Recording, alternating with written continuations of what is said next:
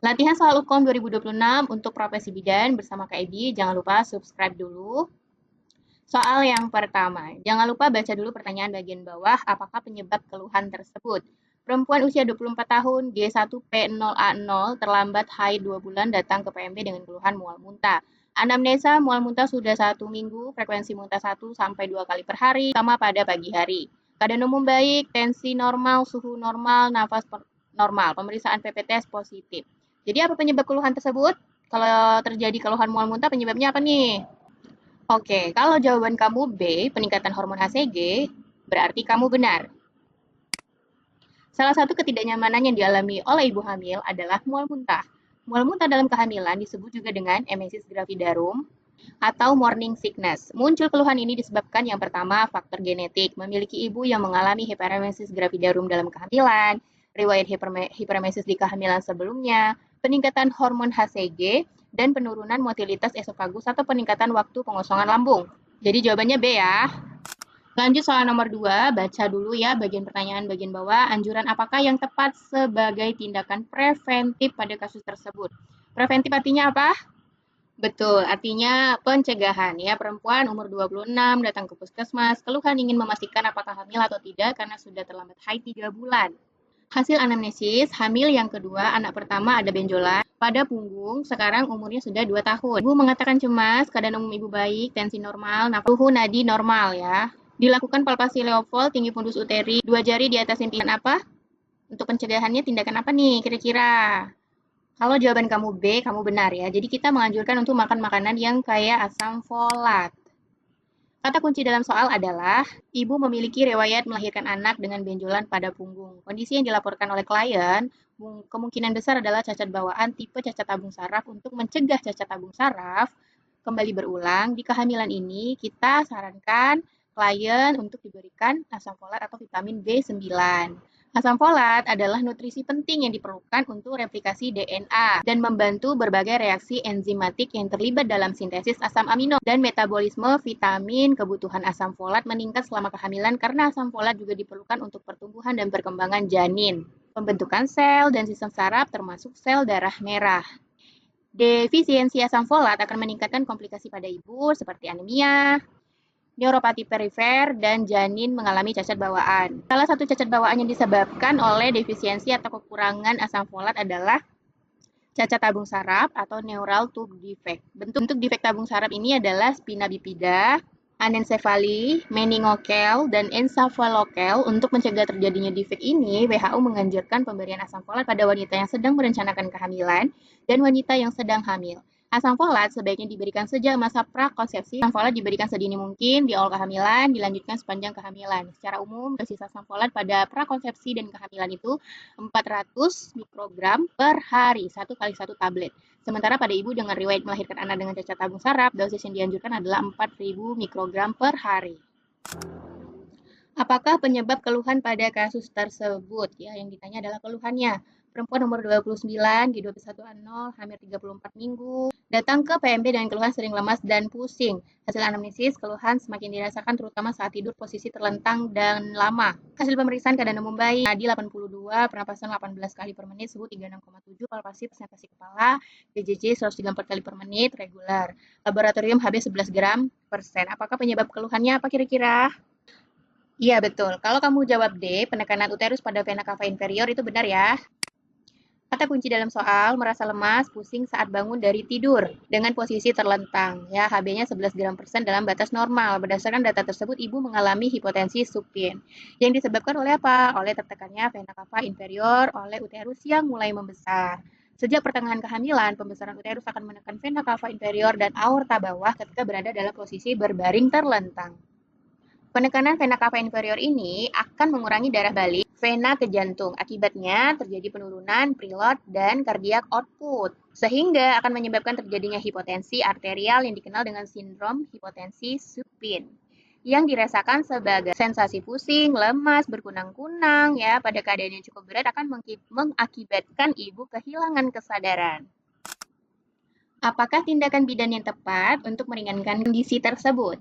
Ya, seorang perempuan G2P1A0 hamil 32 minggu datang ke PMB untuk memeriksakan kehamilannya. Hasil anamnesis, ibu mengeluh sering bangun di tengah malam, merasa sulit untuk tidur, serta merasa tidak nyaman.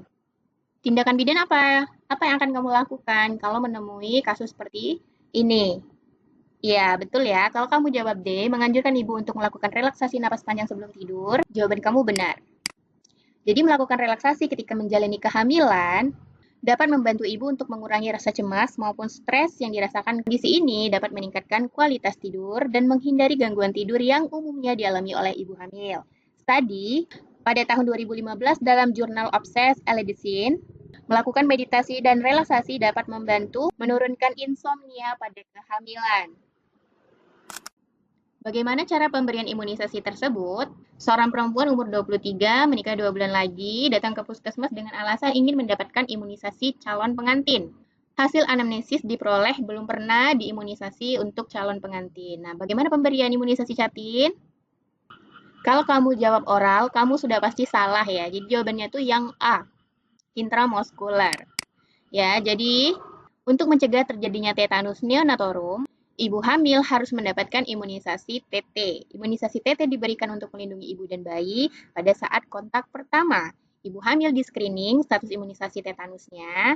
Pemberian imunisasi TT pada ibu hamil disesuaikan dengan status imunisasi pertama ibu saat ini. Ibu hamil minimal memiliki status imunisasi T2 ya, berarti sudah pernah diberikan imunisasi yang pertama agar mendapatkan perlindungan terhadap infeksi tetanus. Imunisasi TT diberikan secara intramuskular sebanyak 0,5 cc di lengan bagian atas ya. Apakah pendidikan kesehatan yang tepat diberikan oleh bidan? Perempuan umur 30, G1P0A0, hamil 37 minggu, datang ke PNB untuk ANC rutin. Anamnesis, tidak ada keluhan, keadaan membaik, tensi normal, suhu normal, nadi normal. Nah, dia udah 37 minggu nih, kira-kira pendidikan kesehatan apa yang kamu berikan? Senam hamil, nutrisi, ketidaknyamanan TM3, aduh bisa masuk semua ya sebenarnya ya. Tapi yang paling tepat yang mana nih? Dia nggak ada keluhan.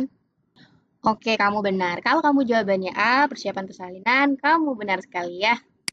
Jadi, pemberian asuhan kebidanan harus sesuai dengan prioritas masalah dan kebutuhan ibu. Dalam kasus ini tidak ada keluhan. Maka dasar pemberian asuhan kebidanan adalah kebutuhan ibu sesuai dengan usia kehamilannya. Usia kehamilan ibu saat ini adalah 37 minggu atau trimester 3. Jadi, trimester 3 itu kita berikan pendidikan kesehatannya apa? Ya, ya sama kayak kunjungan 1 dan 2, pendidikan kesehatannya. Ya, terus kita palpasi abdomen untuk mengetahui posisi janin itu sungsang atau normal ya, mengenali kelainan letak dan presentasi yang memerlukan persalinan di rumah sakit. Kemudian memantapkan persalinan ibu mau di mana, seperti apa persalinannya ya, mengenali tanda-tanda persalinan. Jangan sampai ibunya tidak tahu tanda-tanda persalinan. Apalagi kalau dalam soal ibu ini G1 ya, jadi pengalaman untuk bersalinnya belum ada. Oke.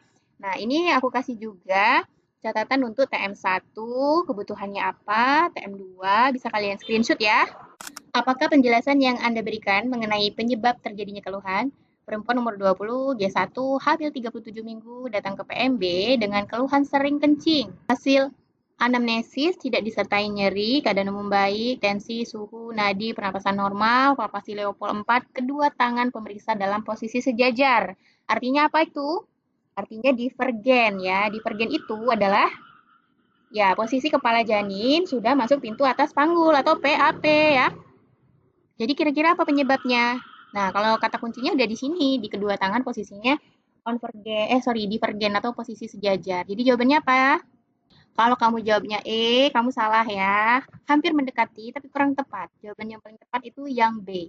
Tekanan pada kandung kemih oleh adanya penurunan bagian terendah janin, tadi kepala. Dalam soal ini, klien mengeluh sering kencing, tapi tidak nyeri.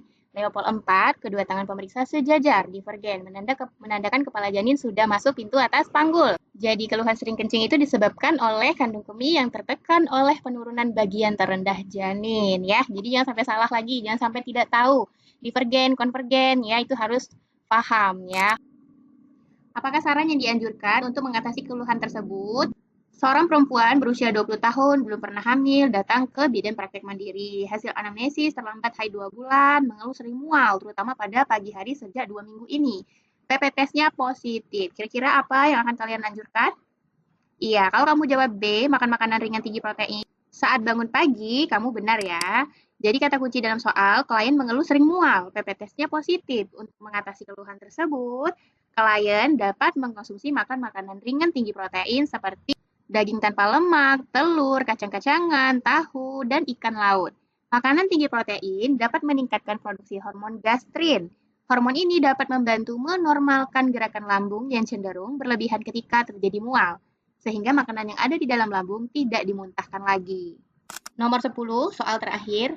Diagnosa apa yang paling mungkin pada kasus tersebut? Jadi perempuan usia 28 ke puskesmas, keluhan terlambat haid 2 minggu, menikahnya udah 2 tahun, suami istri berdomisili terpisah, baru 5 bulan tinggal bersama, sangat menginginkan anak, merasa perutnya membesar, payudara membesar, tegang, mual muntah di pagi hari. Keadaan umum baik, tensi nadi pernapasan suhu normal, TFU tidak teraba, tidak ditemukannya tanda Chadwick, PP tes negatif. Apa diagnosa yang bisa kamu tegakkan dari kasus tersebut? Ya, jawabannya B ya. Pseudocyesis ya, hamil palsu ya. Jadi dalam soal klien dan suami sudah 2 tahun menikah nih, sangat menginginkan anak. Klien merasa perutnya membesar, payudara membesar, tegang ya, muntah di pagi hari. Diagnosa yang paling mungkin atau yang paling sesuai yaitu kehamilan palsu ya. Jadi pseudosis itu atau kehamilan palsu adalah kondisi ketika seorang wanita mengalami gejala atau tanda yang mirip dengan kehamilan asli, namun sebenarnya tidak terjadi kehamilan, tidak ada janin yang berkembang di dalam rahim. Tanda kehamilannya muncul juga dirasakan selama beberapa minggu hingga beberapa bulan. Layaknya kehamilan asli. Salah satu penyebab yang diduga bisa memicu kondisi ini adalah faktor psikologis kehamilan. Ya, jadi kalau kehamilan palsu ini rentan terjadi pada wanita yang mengalami depresi, stres berat, umumnya karena belum memiliki anak ya, belum berhasil hamil. Kehamilan palsu mungkin terjadi wanita yang memiliki masalah kesuburan atau telah berkali-kali mengalami keguguran.